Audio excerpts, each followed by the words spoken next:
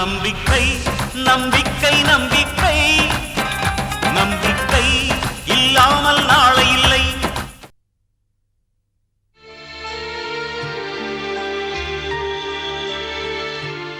Mister Boopathi, என்ன miss இது? இப்போ என் கையில காசு இல்ல. இந்த வலையில வச்சு பணம் வாங்கி முதல்ல ஹாஸ்பிட்டல் கட்டிடுங்க. மீதி எல்லாம் அப்புறம் பாத்துக்கலாம். அதுக்காக வேண்டாம் மிஸ். உங்க கையில இருக்கிற வலையில கழட்டி வாங்கிட்டு போற அளவுக்கு நான் உனக்கு இரக்கம் இல்லாதவன் இல்ல. முதல்ல வலையில கையில போடுங்க. என்னதுக்கு வெளியெல்லாம் நினைக்கிறீங்க? உங்க குடும்பத்துல ஒருத்தியா நினைச்சுக்கோங்க. உங்களுக்கு தான் நிறைய சிஸ்டர்ஸ் இருக்காங்கன்னு சொன்னீங்கல்ல, அந்த வரிசையில என்னையும் சேர்த்துக்கோங்க. போடிங்க. இந்த உதவிய நான் என்னைக்கும் மறக்க மாட்டேன் மிஸ். வர சார்.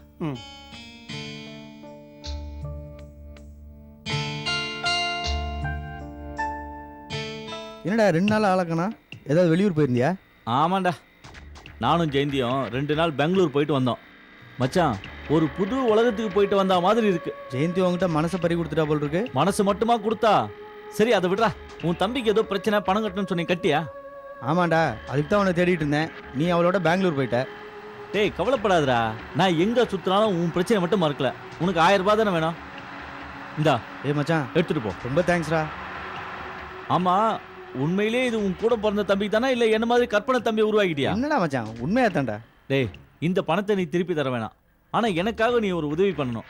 நம்ம ஃப்ரெண்ட்ஸுங்க எல்லாருக்கிட்டையும் எனக்கும் ஜெயந்திக்கு இருக்கிற காவிய கதையில எடுத்து சொல்லணும். திபார் மச்சான், இதுல எந்த ரகசியமும் இல்ல. இன்னும் கூடிய சீக்கிரம் நானும் ஜெயந்தியும் ஊர் அழிய வாழ போறோம். உண்மையாவ சொல்ற? எனக்கு கேட்கவே ரொம்ப சந்தோஷமா இருக்கா. டேய், அங்க பாரா, ஜெயந்தி அப்பா வராரு. டேய், ஜெயந்தியோட அப்பான்னு சொல்லாதடா, என் மாமனார்னு சொல்லு. சரி சரி, பெங்களூர் போன விஷயம் அவருக்கு தெரிய வேணாம். அவர்கிட்ட சொல்ல வேணாம். ஜெயந்தி என்கிட்ட சொல்லிருக்கா. நீ கிளம்பி. சரி மச்சான், பை. சரி.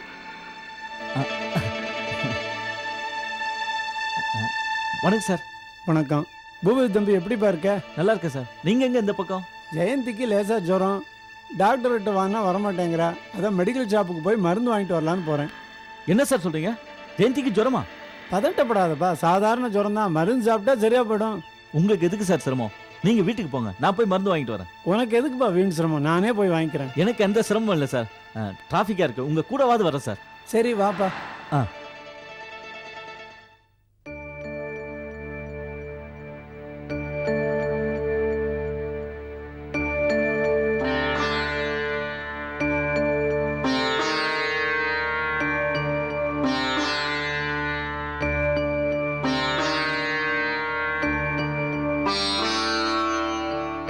இதாம்மா ஜெயந்தி, மருந்த குடி. சுடுதண்ணி வச்சிருக்கேன், மருந்த குடிச்சிட்டு சுடுதண்ணி குடிமா. உங்களுக்கு எதுக்குப்பா இந்த வேலையெல்லாம்? நான் செஞ்சுக்க மாட்டேனா? ஏம்மா, இத்தனை வருஷமா நீ என்னை எப்படியெல்லாம் கவனிச்சிருக்க. இன்னைக்கு உனக்கு உடம்பு சரியில்லை. இந்த சுடுதண்ணியாவது வச்சு கொடுத்தா தாம்மா என் மனசுக்கு சந்தோஷமா இருக்கும். இந்தாம்மா தண்ணி குடி.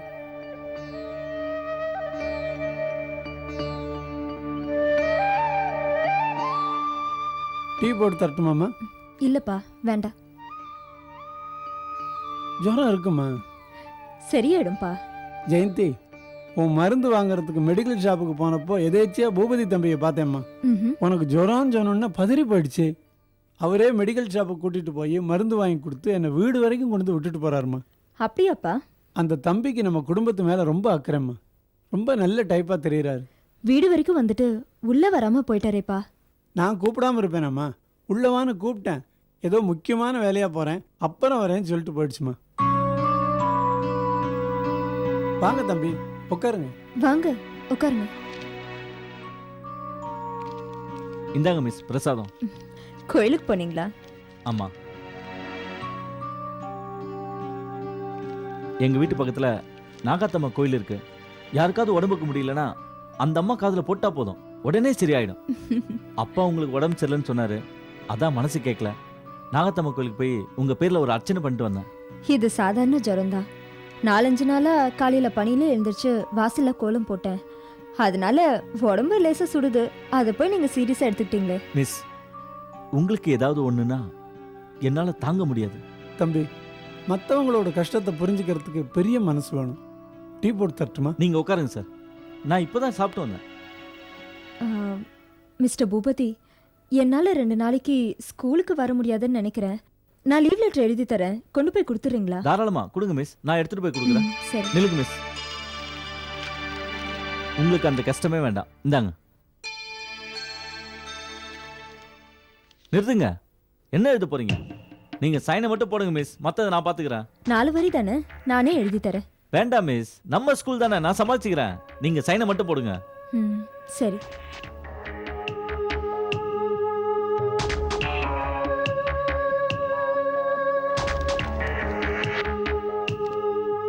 சரி மிஸ், நான் கிளம்புறேன். ஓகே. வரேன் சார்.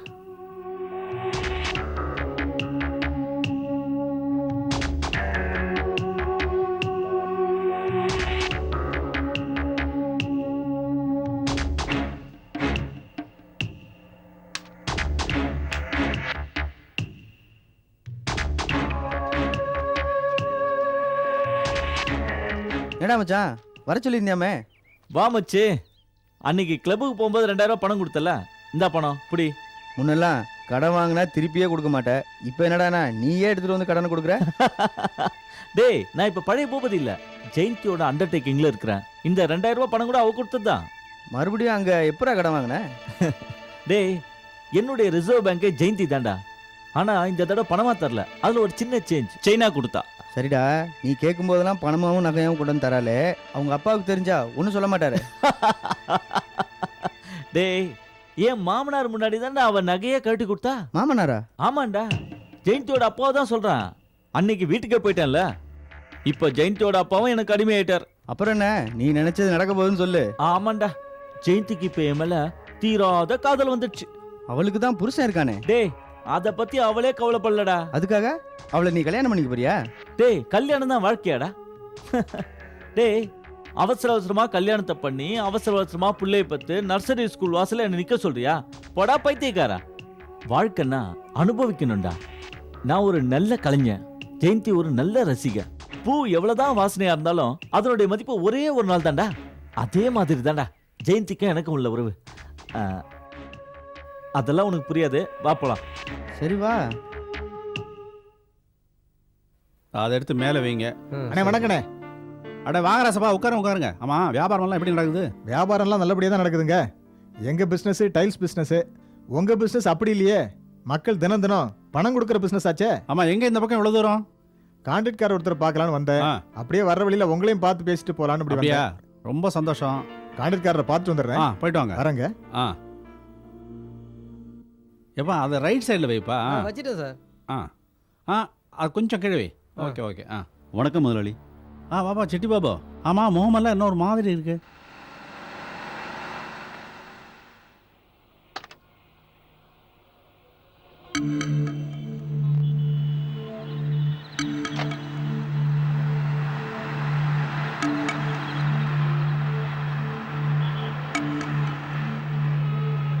ஐயா, என்ன செட்டி பாபு கால்ல எல்லாம் விடுற? உங்களை விட்டா எனக்கு வேற யாரும் இல்ல. கால்ல எல்லாம் விடுற என்ன?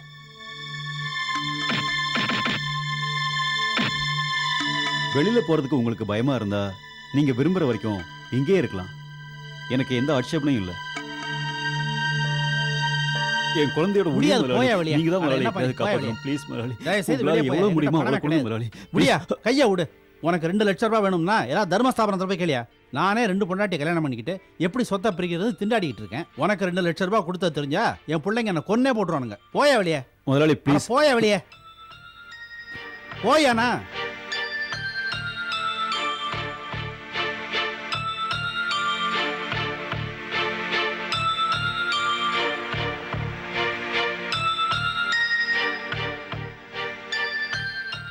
மிஸ்டர் சிட்டிபாபு. என்ன மிஸ்டர் சிட்டிபாபு, என்ன தெரியலையா? நான் தான் நந்தினி. நானே உங்களை தேடிட்டு இருந்தேன் சிட்டிபாபு. இந்த உலகமே என்னை விரட்டின போது என்னை காப்பாத்தி எனக்கு பாதுகாப்பு கொடுத்து பத்திரமா அனுப்பிச்சு வச்சிங்களே, அதை நீங்க வேணா மறந்துருக்கலாம். ஆனா நான் என்னைக்கு மறக்க மாட்டேன். என் குழந்தை உயிரை காப்பாத்துறதுக்கு நான் எவ்வளவோ பேர்கிட்ட பணம் கேட்டு பார்த்துட்டேன். யாரும் எனக்கு பணம் கொடுத்து உதவல. எனக்கு கடவுள் மேல நம்பிக்கை அவ்வளவா இல்லை. இருந்தாலும் என் குழந்தைக்காக நான் கோயில் கோயிலா போய் வேண்டினேன். அந்த கடவுள் தான் இப்போ உங்களை காட்டியிருக்காரு. இல்ல சிட்டிபாபு, நீங்க செஞ்ச உதவிதான் உங்களை காப்பாத்திருக்கு. நாம யாருக்கிட்டயும் எந்த பிரதிபலனும் எதிர்பார்க்காம உதவி செய்யும் போது, நமக்குன்னு ஒரு கஷ்டம் வரும்போது நமக்கு உதவி செய்ய யாராவது கண்டிப்பா வருவாங்க. இதை பாருங்க, இப்போ உங்க பொண்ணு அட்மிட் பண்ணிருக்கிற ஹாஸ்பிட்டலுக்கு நேரா போவோம். அவ ட்ரீட்மெண்ட்க்கு எவ்வளவு செலவாகுமோ அந்த படத்தை கட்டுவோம். ஓகேவா? ரொம்ப நன்றி மேடம். என் குழந்தையோட உயிரை காப்பாற்ற போற உங்களுக்கு என் உயிரை கூட தர தயாரா இருக்கேன். இல்ல, நீங்க வாழணும். உங்க மகளுக்காக நீங்க வாழணும். அதுக்கு நன்றி கடனா நான் உங்களுக்கு என்ன செய்ய போறேன்? அவசியம் வரும்போது நானே கேக்குறேன். வாங்க மேடம். நர்ஸ், இந்த 13ஆம் நம்பர் வார்டில் சிடி ஸ்கேன் ரிப்போர்ட் வரணும். Yes sir. அதை கொண்டு வாங்க. அப்புறம் இந்த ஜெயராஜனுடைய பிளட் டெஸ்ட் கேட்டிருந்தேன், அந்த ரிப்போர்ட்டையும் கொண்டு வாங்க. Okay sir. ஓகே. வணக்கம் டாக்டர். வாங்க உட்காருங்க ப்ளீஸ். உட்காருங்க மேடம். டாக்டர், இவங்க பேரு நந்தினி. ஹலோ. ஹலோ. என் பொண்ணு தீபிகாவோட ஆபரேஷனுக்கான மொத்த செலவையும் இவங்களே ஏத்துக்கிறாங்க. அப்படியா? Very good. தீபிகாவுக்கு இப்ப எப்படி இருக்கு? ஏற்கனவே ட்ரீட்மெண்ட் ஆரம்பிச்சாச்சு. இன்னும் 2 நாள்ல ஆபரேஷனுக்கான டேட் ஃபிக்ஸ் பண்ணிடலாம் மேடம். தீபிகாவோட ட்ரீட்மெண்ட்க்கு மேற்கொண்டு எவ்வளவு பணம் கட்டணும் டாக்டர்? ஏற்கனவே நீங்க 50,000 கட்டிருக்கீங்க. ஆமா டாக்டர். இன்னொரு 1.5 லட்ச ரூபா கட்டினா போதும்னு நினைக்கிறேன் மேடம். ஓ. பேலன்ஸ் ஏதாவது இருந்தா ஆபரேஷனுக்கு பிறகு கட்டிக்கலாம்.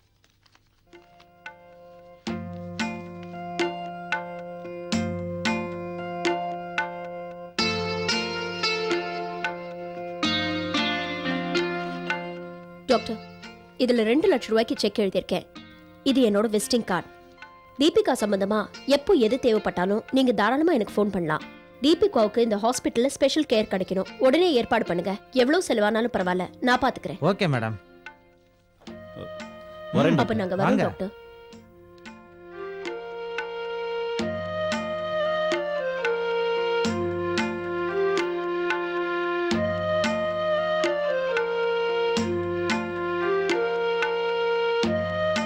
மேடம், நான் தெய்வத்தை பார்த்ததே இல்லை. இப்போ உங்க வடிவத்துல நான் தெய்வத்தை பார்க்கறேன். சிட்டி பாபு, நான் ஒரு சாதாரண மனுஷி. அந்த அளவுக்கு நீங்க என்ன மதிச்சா போதும். இல்ல, என் மக உயிரையே நீங்க காப்பாத்திருக்கீங்க. அன்னைக்கு ரவுடிங்க என்ன துரத்துனப்போ என் வயித்துல இருந்த கருவை நீங்க காப்பாத்துனீங்க. இன்னைக்கு உங்க குழந்தை உயிரை காப்பாத்துற வாய்ப்பை கடவுள் எனக்கு கொடுத்திருக்காரு. அவ்வளவுதான். அதுக்காக யாருமே இவ்வளவு பெரிய தொகையை உதவியா பண்ணிருக்க மாட்டாங்க. சிட்டி பாபு, சந்தோஷமா இருக்கிறவங்கள சமயம் கிடைக்கும் போது போய் பார்க்கலாம். ஆனா கஷ்டத்துல இருக்கிறவங்கள அவங்க கண்ணீர் காயறதுக்கு முன்னால போய் பார்த்து உதவி பண்ணணும். இது எங்க அப்பா எனக்கு சொல்லி கொடுத்த பாடம்.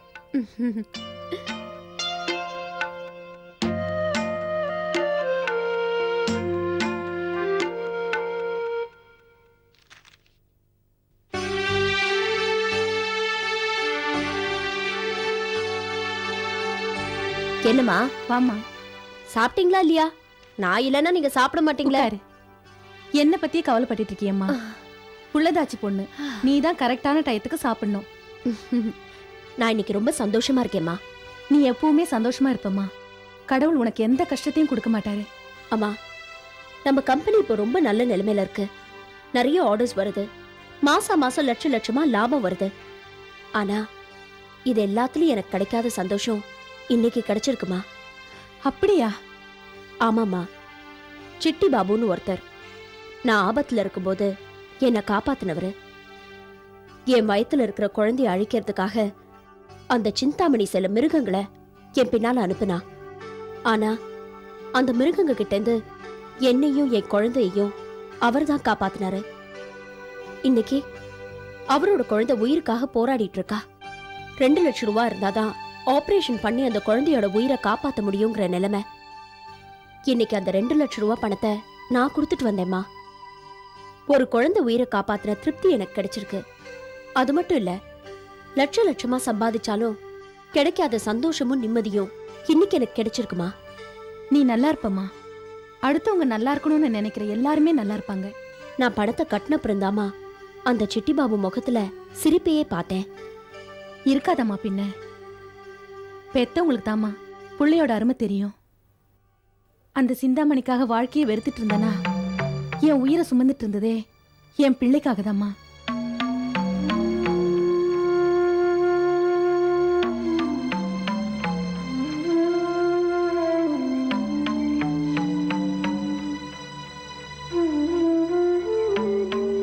என்ன விஷயம்? குழந்தைகளுக்கெல்லாம் தடுப்பூசி போடுறாங்க. ஆஸ்பத்திரி கூட்டி போகணும். சரி, நீ போ, நான் கூட்டிட்டு போறேன். சரிங்க முதலாளி. கங்கா வா போலாம். சரி முதலாளி.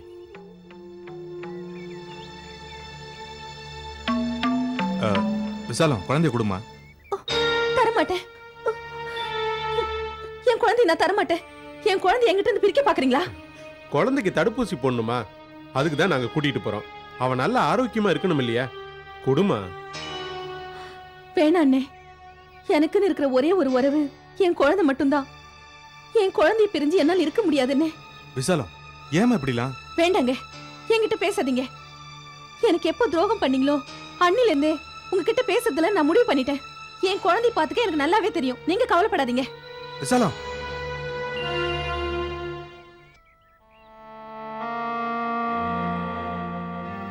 கங்கா, நான் தப்பு பண்ணது உண்மைதான். அதுக்காக ஒவ்வொரு நாளும் நான் எவ்வளவு துடிச்சுக்கிட்டு இருக்கேன்னு எனக்கு தான் தெரியும். விசாலத்தை சமாதானப்படுத்த நான் எவ்வளவு முயற்சி பண்றேன். ஆனா அவதான் என்ன புரிஞ்சுக்க மாட்டேங்கிறா. நான் என்னதான் பண்றது கங்கா? எல்லாம் போக போக சரியாயிடும் முதலாளி. அவங்க உங்க மேல ரொம்ப பாசம் வச்சிருக்காங்க. அதனாலதான் இப்படி ஒரு ஏமாற்றத்தை அவங்களால தாங்கிக்க முடியலன்னு நினைக்கிறேன்.